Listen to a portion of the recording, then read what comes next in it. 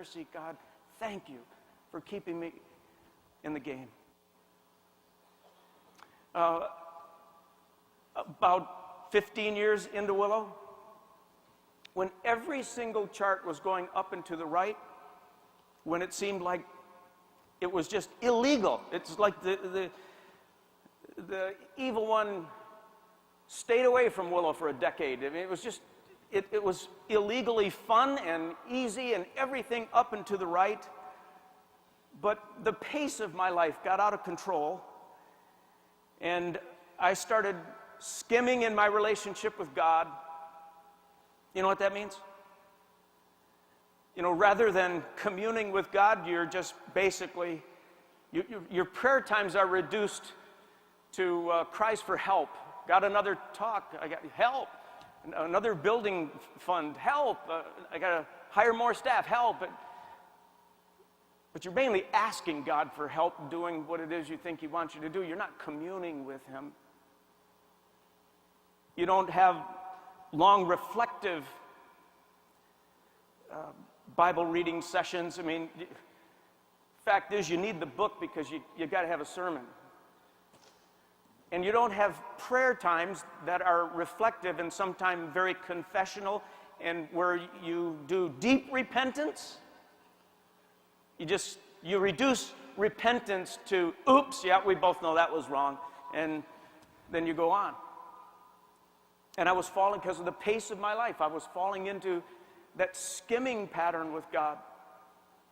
Just anticipating His grace and help, but not having time to commune. I was skimming with my wife.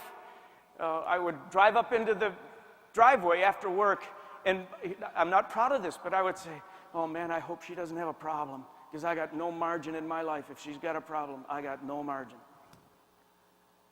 Then I'd learn that the kids were playing at someone else's house. Oh God, thank God the kids are playing at the neighbor's house, because I got no margin, I got no energy. Then I had staff members and good friends who were saying things to me like, you know, Bill, we used to hang a little more. We don't hang much anymore. I was just skimming, because of the pace of my life. And I really thought that I could get away with all of that. I thought I could, pace or go at too fast a pace without paying the consequences. But I was to learn the hard way that the rate at which I was doing the work of God was destroying God's work in me.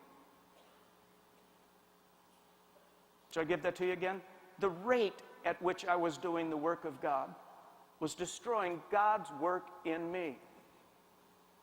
And finally, a member of my small group, a woman who is sort of a timid type, she pulls me aside after I had not behaved well in a small group meeting. I kind of lost my patience with another member of the small group.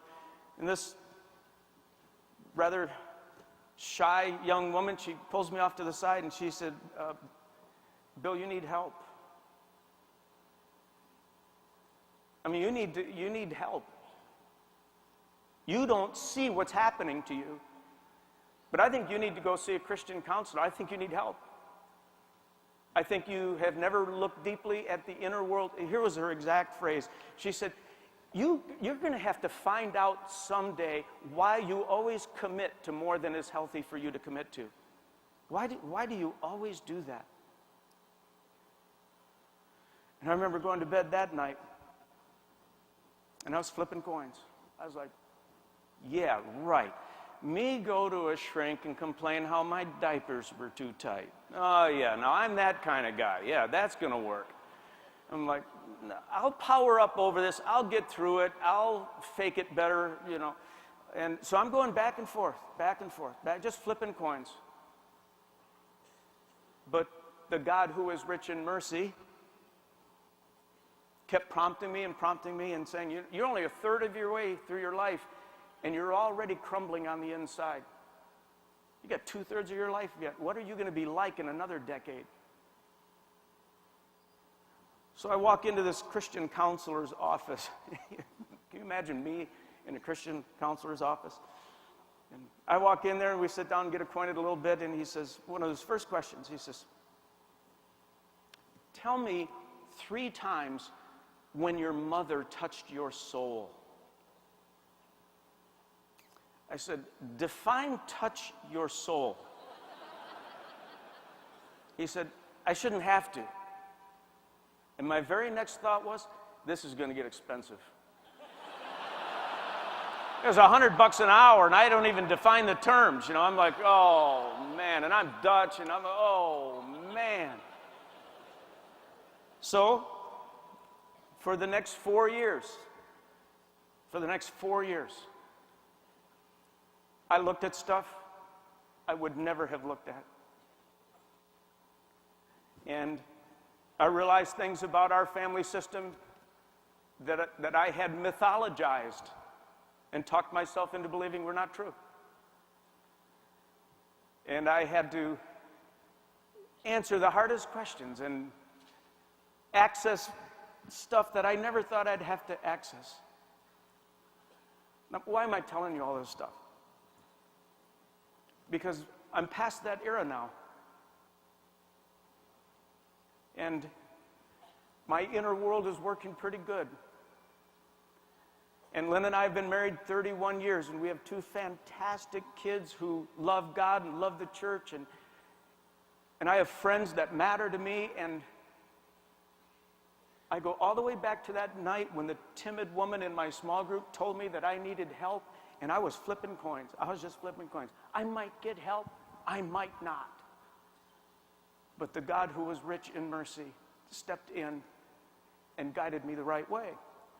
I'm going to say something very candid to all of you here. Most of you need help. Most of you do. A significant number of you came from homes that didn't work just right.